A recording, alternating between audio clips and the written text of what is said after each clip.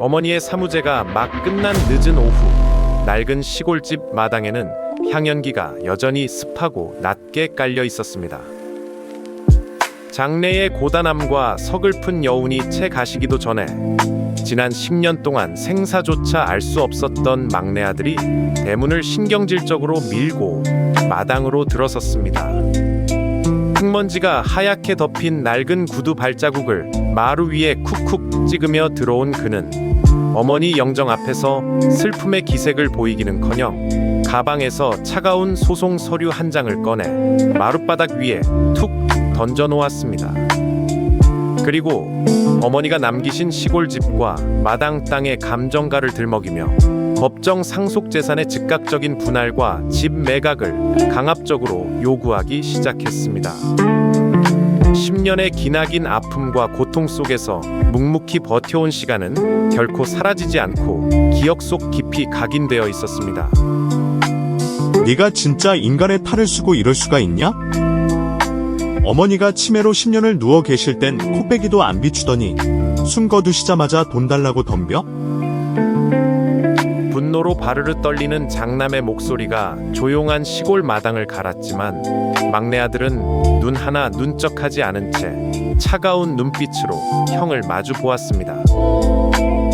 10년의 세월 동안 독박 간병으로 헌신했던 둘째 딸은 참았던 비통함과 억울함에 입술을 깨물며 굳은 표정으로 막내를 노려보았습니다.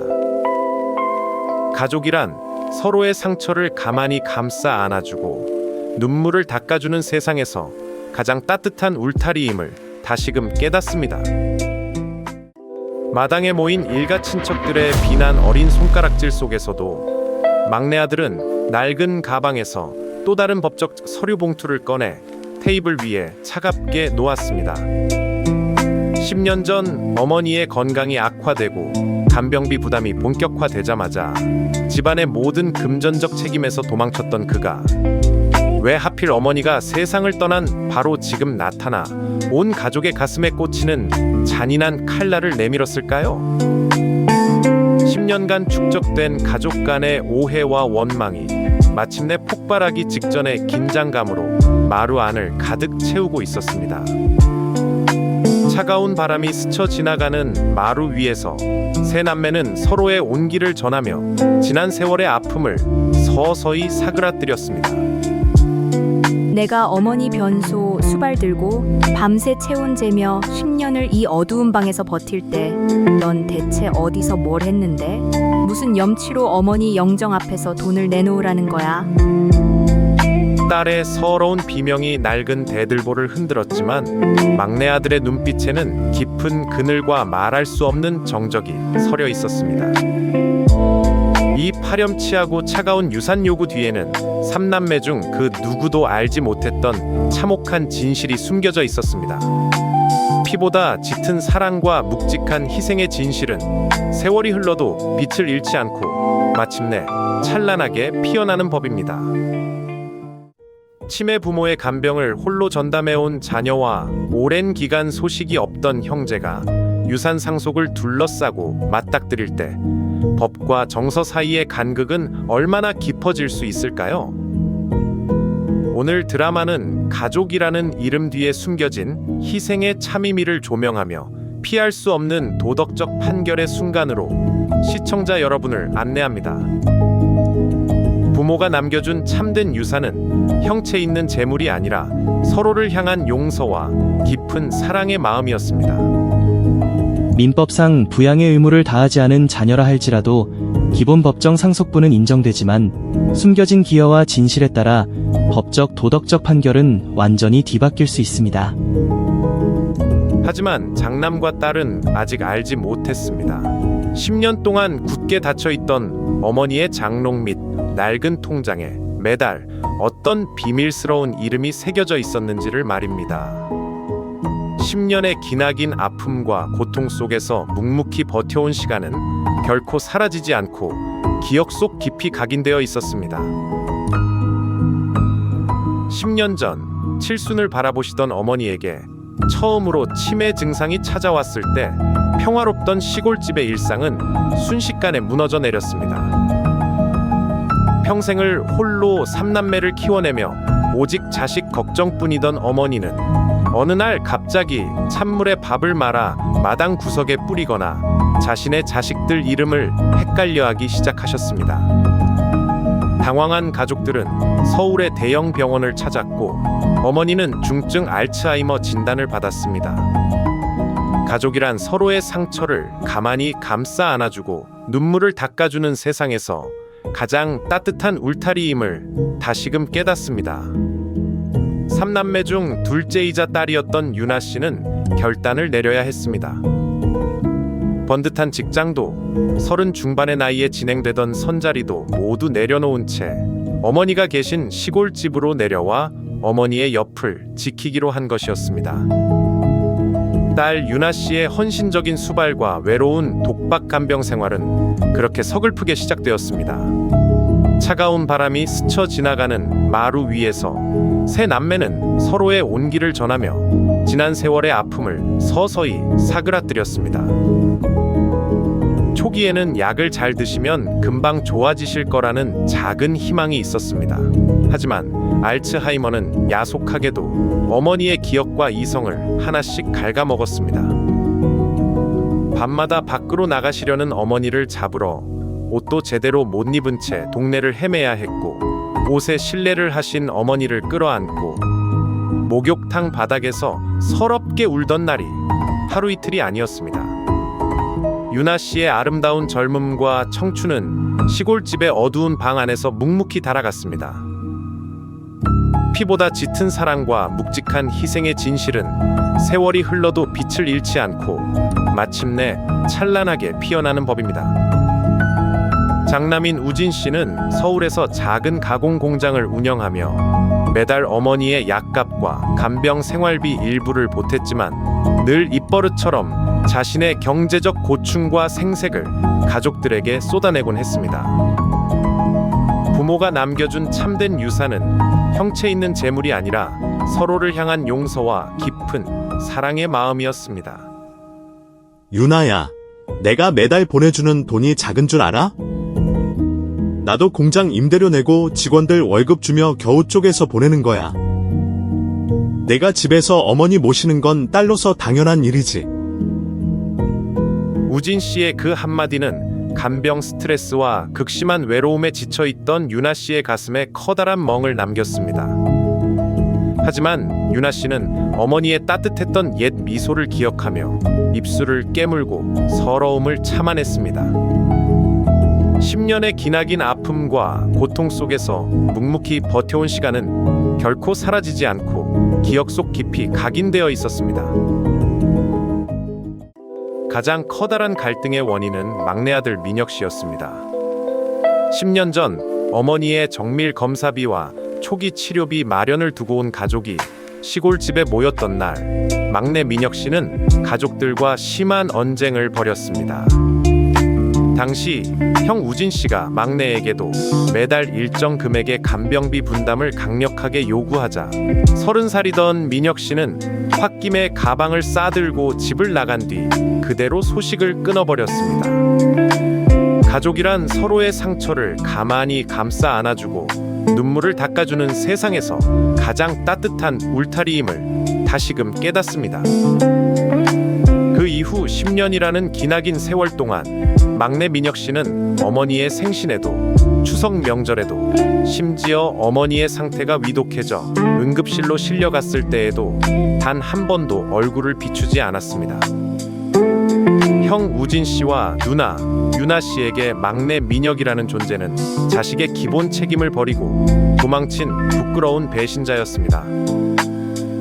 차가운 바람이 스쳐 지나가는 마루 위에서 세 남매는 서로의 온기를 전하며 지난 세월의 아픔을 서서히 사그라뜨렸습니다. 어머니는 치매가 악화되어 자신의 이름조차 잊어버린 와중에도 멍하니 대문 밖을 바라보며 나지막이 막내 민혁의 이름을 부르곤 하셨습니다. 밥을 드시다가도 막내 수저를 챙기셨고 장롱 속 깊은 곳에 낡은 천 주머니를 숨겨두며 자물쇠를 꼭 끌어안으셨습니다.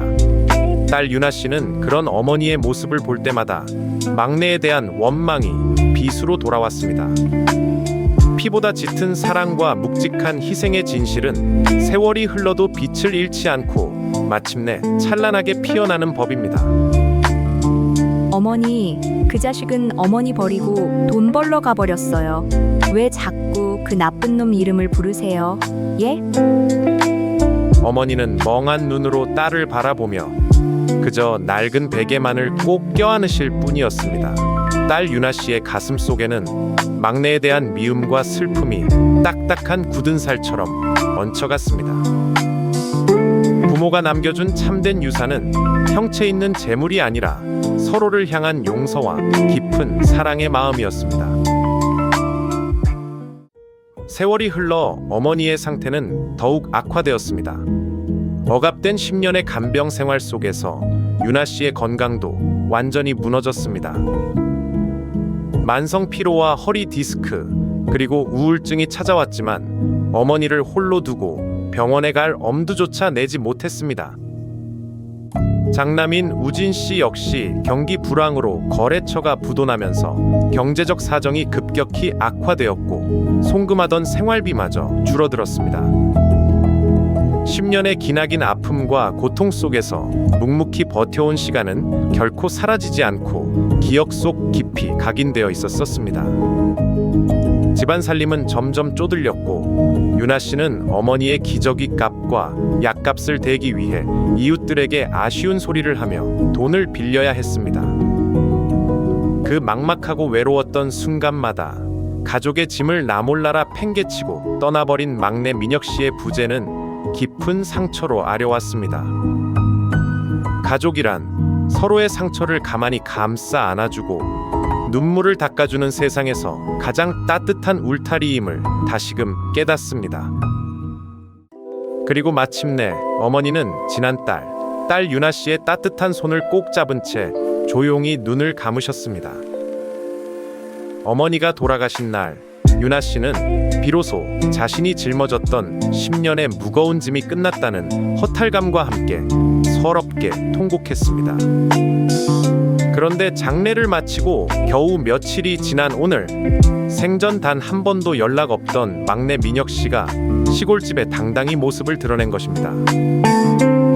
차가운 바람이 스쳐 지나가는 마루 위에서 세 남매는 서로의 온기를 전하며 지난 세월의 아픔을 서서히 사그라뜨렸습니다. 어머니 돌아가신 건 어디서 듣고 찾아왔냐? 돈 냄새 하나는 귀신같이 맞는 놈이구나. 우진 씨는 민혁 씨의 덜미를 잡으려 했지만 민혁 씨는 무표정한 얼굴로 형의 손을 털어내며 차분하게 서류 봉투를 마루 위에 떨어뜨렸습니다. 피보다 짙은 사랑과 묵직한 희생의 진실은 세월이 흘러도 빛을 잃지 않고 마침내 찬란하게 피어나는 법입니다. 민혁 씨가 제출한 서류는 이 시골집과 땅의 감정평가서와 함께 제출된 법정 상속재산 분할 청구 소장이었습니다. 10년 동안 간병은커녕 연락 한 번 없던 그가 어머니가 남긴 얼마 안 되는 시골집을 매각하여 3등분으로 똑같이 나누자고 법적 절차를 밟아온 것이었습니다. 부모가 남겨준 참된 유산은 형체 있는 재물이 아니라 서로를 향한 용서와 깊은 사랑의 마음이었습니다. 유나 씨는 피눈물이 흐르는 심정으로 막내를 바라보았습니다.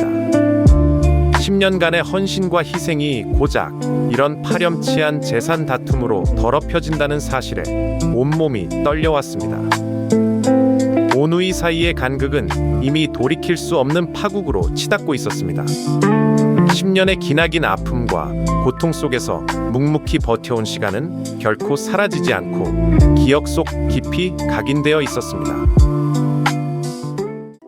마루 위에서 벌어진 고성과 욕설 속에서도 막내 민혁 씨는 조금도 동요하지 않았습니다. 그는 자신 역시 법적 상속인으로서 당연한 권리를 행사하는 것일 뿐이라며 만약 형제간 협의가 되지 않는다면 집을 법원 경매로 넘겨서라도 제 몫을 받아가겠다고 차갑게 강경한 태도를 고수했습니다. 가족이란 서로의 상처를 가만히 감싸 안아주고 눈물을 닦아주는 세상에서 가장 따뜻한 울타리임을 다시금 깨닫습니다. 민법상 부모 유산은 자녀들에게 균등 상속입니다. 누님이 10년 모셨다고 해서 제 법정 지분을 마음대로 박탈할 순 없습니다. 막내의 차가운 발언에 장남 우진 씨는 분통을 터뜨리며 그를 향해 주먹을 쥐어질렀습니다. 10년간 어머니의 간병비 한 푼 내지 않았던 자가 어떻게 이런 모렴치한 말을 할 수 있는지 분노가 정점에 달했습니다. 차가운 바람이 스쳐 지나가는 마루 위에서 세 남매는 서로의 온기를 전하며 지난 세월의 아픔을 서서히 사그라뜨렸습니다. 우진 씨는 막내 민혁 씨의 파렴치함을 입증하기 위해 10년 전 민혁 씨가 집을 나갈 때 어머니의 비상금과 통장을 훔쳐갔던 게 아니냐며 추궁하기 시작했습니다.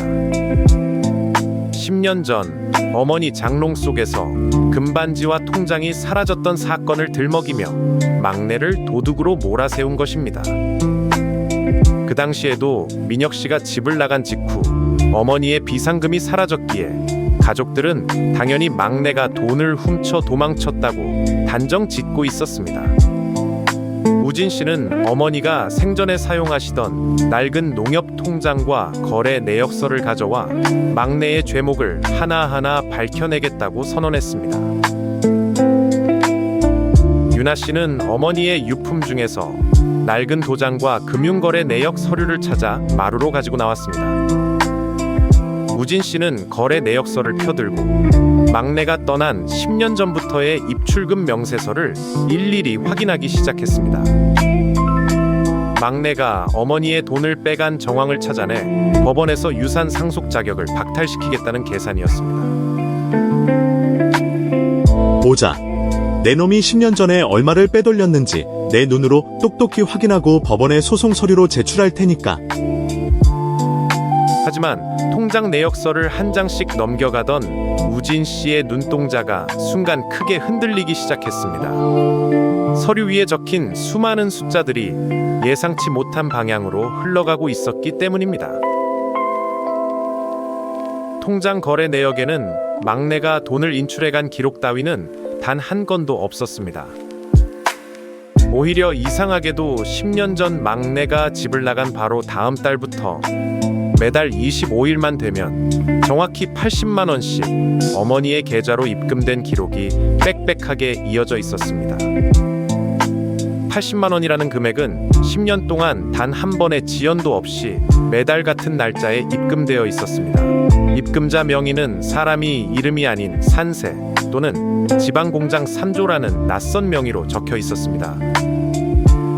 우진 씨와 유나 씨는 뜻밖의 입금 내역을 보고 당혹감을 금치 못했습니다. 게다가 놀라운 사실은 그뿐만이 아니었습니다. 5년 전 어머니가 갑작스러운 뇌경색으로 대형 병원 응급실에 입원해 수술비 1,200만 원이 필요했던 순간 우진 씨의 사업 부도로 수술비를 마련하지 못해온 가족이 발을 동동 구르던 때가 있었습니다.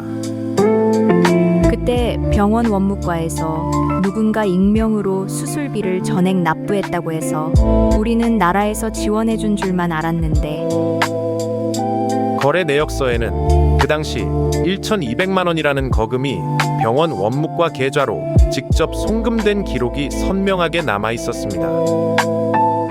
10년간 시골집 어머니 계좌와 병원으로 흘러들어온 수천만 원의 자금, 대체 이 돈은 누구의 손에서 나온 것이었을까요? 우진 씨는 떨리는 손으로 입금자 계좌번호를 조회한 금융 확인서를 확인했습니다. 그리고 거기에 적힌 입금자의 실제 명의를 확인한 순간 우진 씨의 입에서 억눌린 신음소리가 새어나왔습니다. 매달 25일 80만 원씩 10년 동안 한 번도 거르지 않고 돈을 보낸 사람, 그리고 어머니의 긴급 수술비 1,200만 원을 송금한 입금자의 실명은 바로 윤민혁, 10년 전 가족을 버리고 도망쳤다고 믿었던 막내 아들의 이름이었습니다. 순간 마루 안은 차가운 침묵 속에 쌈싸였고 유나 씨는 믿을 수 없다는 듯 거래 내역서를 뺏어 들었습니다. 10년 동안 매달 찍혀 있던 막내의 이름. 그것은 가족들이 까마득히 몰랐던 충격적인 반전의 시작이었습니다. 유나 씨는 서류를 쥐어잡고 막내 민혁 씨를 쳐다보았습니다.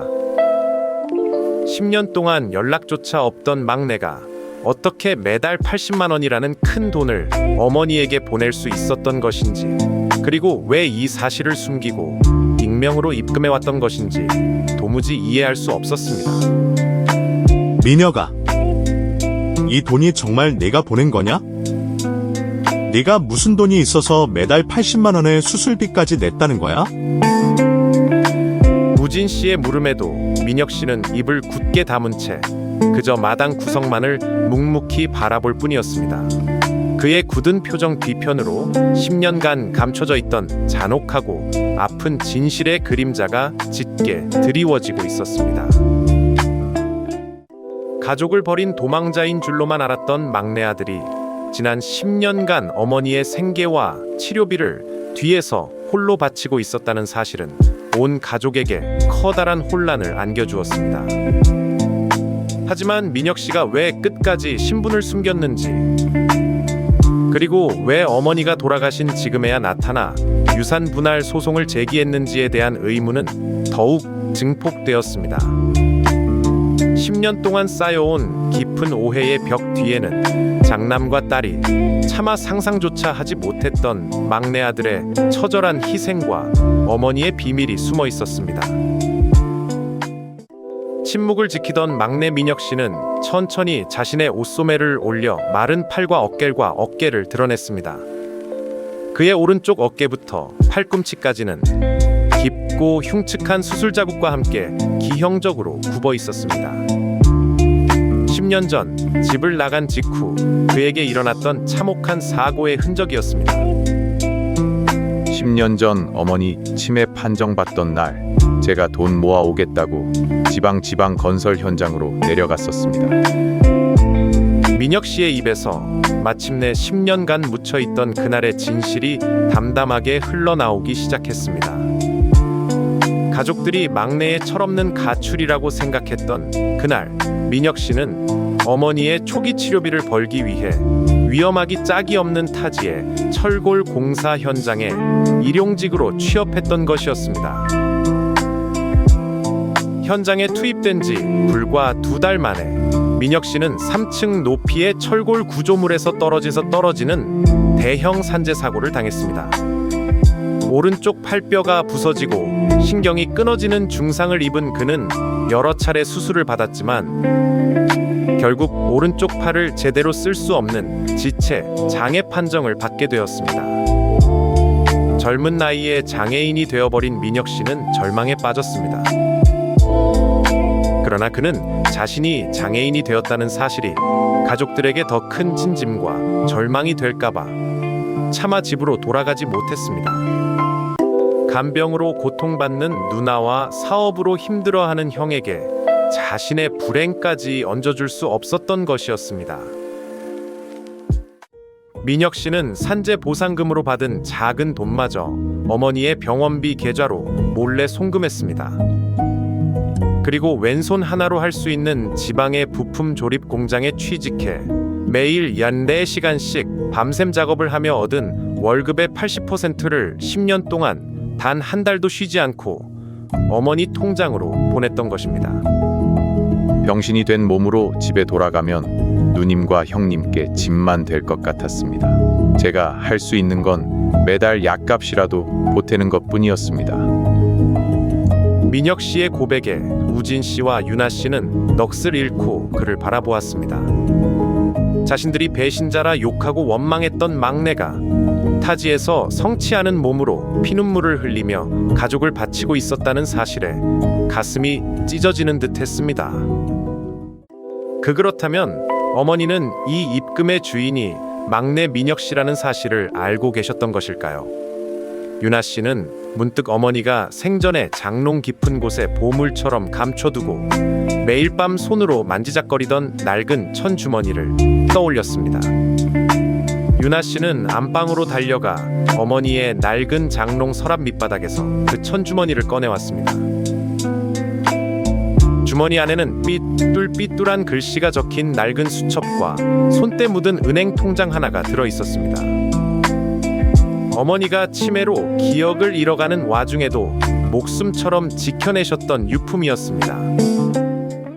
유나 씨가 떨리는 손으로 어머니의 수첩을 펴자 치매 초기에 어머니가 삐뚤삐뚤하게 적어내려간 친필 메모가 눈에 들어왔습니다.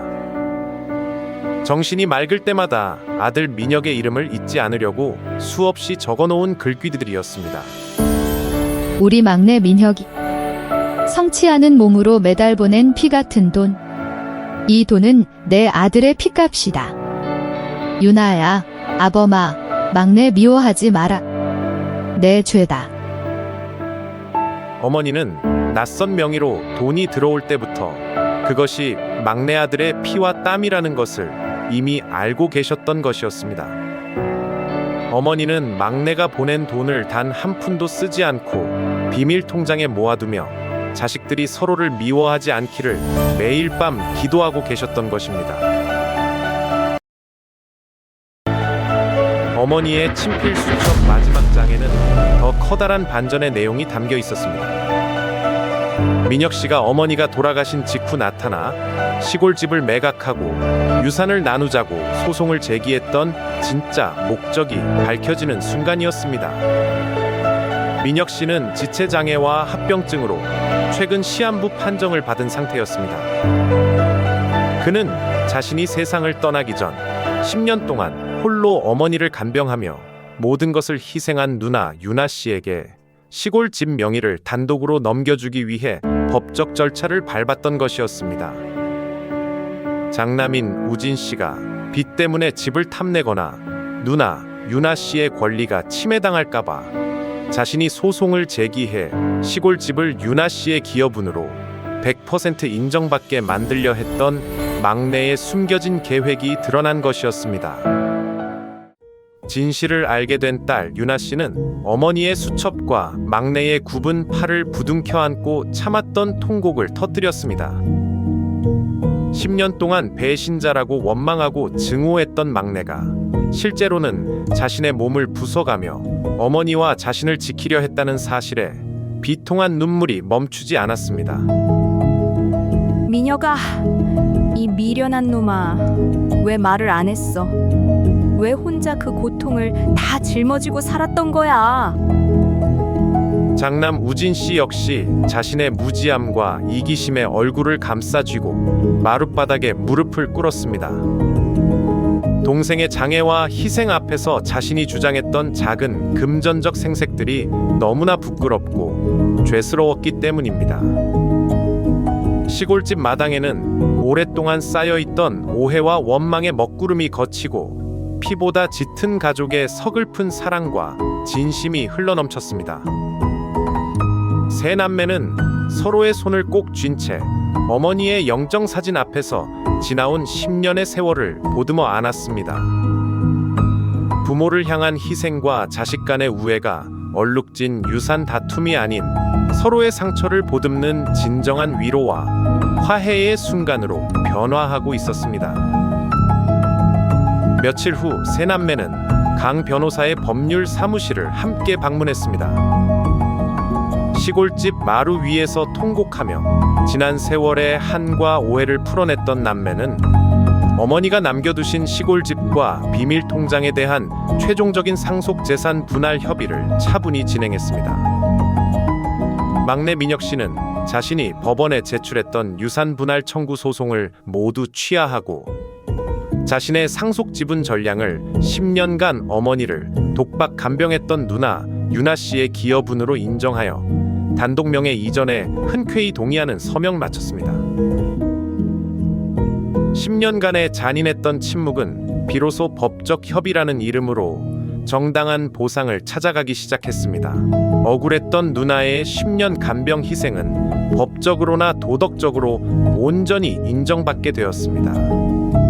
유나야, 민혁아.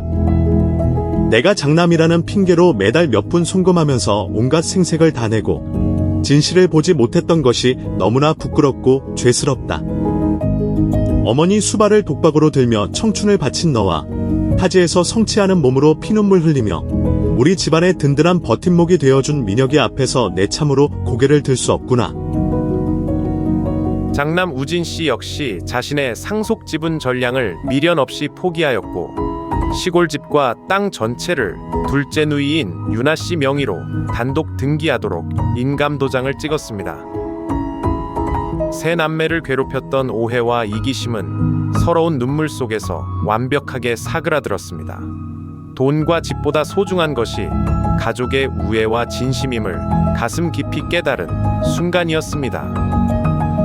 이제 시골집은 단순한 부동산이 아니라 가족의 피땀이 담긴 숭고한 보금자리가 되었습니다. 어머니가 장롱 속 깊은 곳에 꽁꽁 싸매 두셨던 비밀 통장의 잔액 9천만 원은 타지에서 오랜 병마와 합병증으로 고통받던 막내 민혁 씨의 긴급 수술비와 정밀 치료 자금으로 가장 먼저 정성스럽게 집행되었습니다. 누나 유나 씨와 형 우진 씨는 민혁 씨의 손을 꼭 잡고 지방의 외롭고 서글픈 자취방을 하루빨리 정리하여 익숙한 시골집으로 돌아와 가족과 함께 지낼 것을 권유했습니다. 홀로 걷던 외로운 길에 마침내 따스한 안식처가 찾아온 것이었습니다. 10년이라는 기나긴 세월 동안 독박 간병의 고통과 처절한 외로움 속에서 피폐해졌던 시골집 마당에 마침내 따스하고 온화한 봄햇살 같은 생기가 피어나기 시작했습니다. 세 남매는 어머니의 산소를 찾아가 고운 들꽃 한 송이를 바치며 부모가 자식들에게 남겨준 참된 희생과 화해의 가치를 다시금 깊이 새겼습니다. 눈물로 얼룩졌던 지나온 세월은 비로소 진정한 상처 치유의 계절로 들어서고 있었습니다. 가족의 사랑은 어떠한 시련에도 꺼지지 않는 등불이었습니다. 서로의 손을 놓지 않는 한 영원합니다. 민법상 부양의 의무와 상속 기여분은 단순히 통장에 찍히는 금전적 액수의 문제가 아니라 지난 세월 부모를 향한 자식의 숭고한 마음과 거룩한 희생을 증명하는 법적, 도덕적 무게라 할 것입니다. 10년간의 깊은 오해를 씻어내고 피보다 짙은 자식 간의 사랑을 증명해낸 이 가족의 가슴 뭉클한 사연 앞에서 시청자 여러분이라면 과연 어떤 법적, 도덕적 판결을 내리시겠습니까? 부모와 자식 간의 인연이란 과연 무엇인가를 깊이 반성하게 만듭니다. 우리는 과연 가족의 희생에 얼마나 정직했는지 스스로를 돌아보게 됩니다.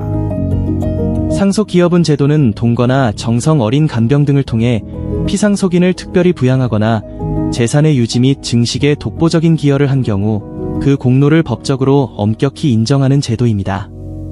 그러나 인간의 법률이 내리는 판결문보다 더 위대하고 값진 것은 형제 간의 진정한 이해와 서로의 희생에 대한 진심 어린 인정입니다.